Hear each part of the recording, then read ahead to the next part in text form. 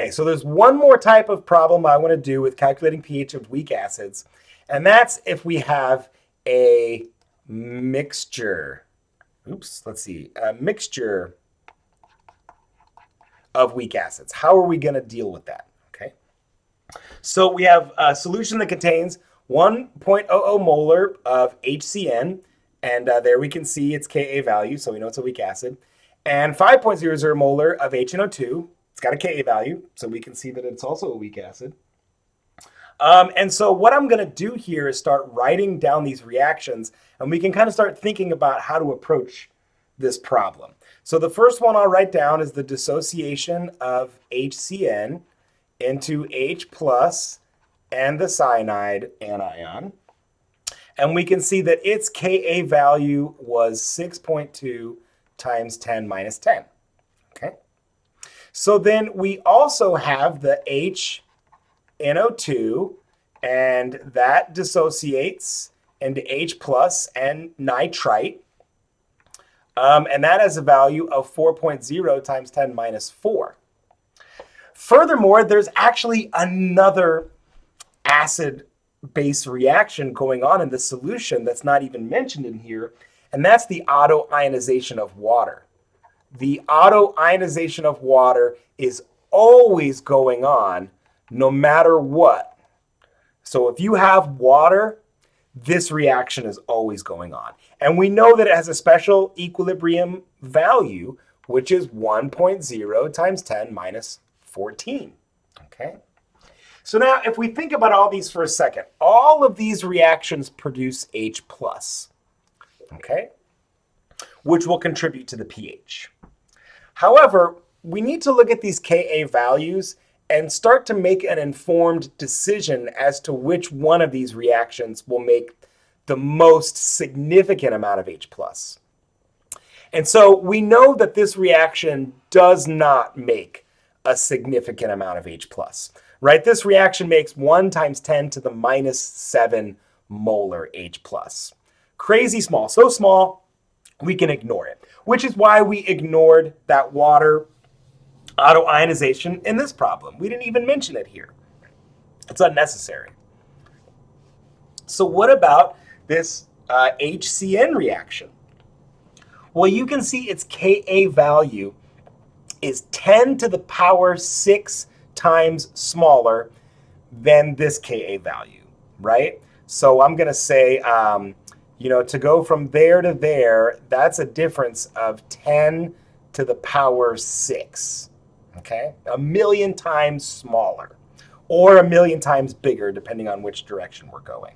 So I'll do like arrows going this way, okay? So that means I can ignore this reaction too, because it's 1,000,000 times less important than the HNO2. So now when I go to set up my rice table for this reaction, I'm only gonna worry about the HNO2 reaction, okay? And in this class, this is the only scenario that we're gonna have to worry about. I'm not gonna have you calculate the pH of a mixture of acids where the Ka values are both very close. We're not gonna worry about that so much, okay? So let's go ahead and set up our rice table. This should be very straightforward. So we know it's 5 molar of HNO2 initially. Okay, great. We can assume 0 and 0 there.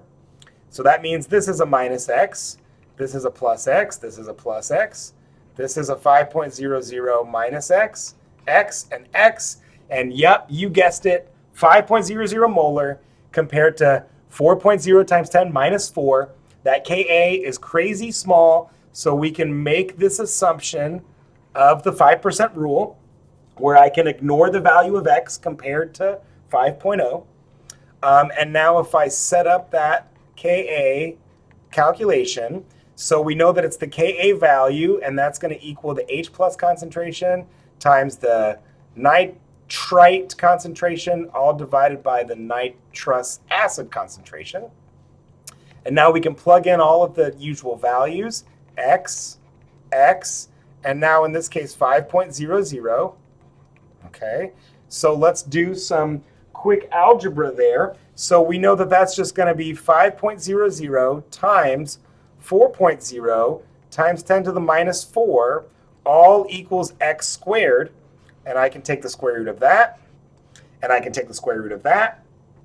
And that will get me the right answer, assuming this passes the 5% rule. Okay, so that's going to be 5.00 times 4.0 times 10 to the negative 4 equals. And then now I'm going to take the square root of that. And let's see, with two significant digits here, I get x to equal 0.045. Okay, so this 4 rounds up because of the 7 right there. And so now, if x equals 0.045, we know that means H plus is 0.045 molar. So now I can simply take the negative log of 0.045, and that'll give me my pH. This time I'll just take the log of this like full answer that's here in the calculator. So I'll just say log, great. And I get negative 1.35, and I know that negative sign will cancel that negative sign. So that's 1.35 for my final answer. We know that there was 2 significant digits in the log, and that means 2 decimal places. Oh, but I got ahead of myself. We should check the 5% rule.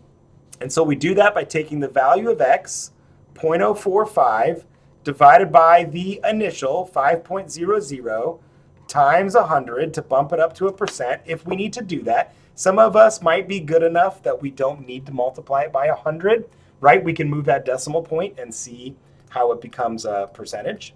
So 0.045 divided by 5, and we can see, and I'll just multiply it by 100 just to be safe. And beautiful. So we can see that that is 0.9%. So this definitely passes the 5% rule.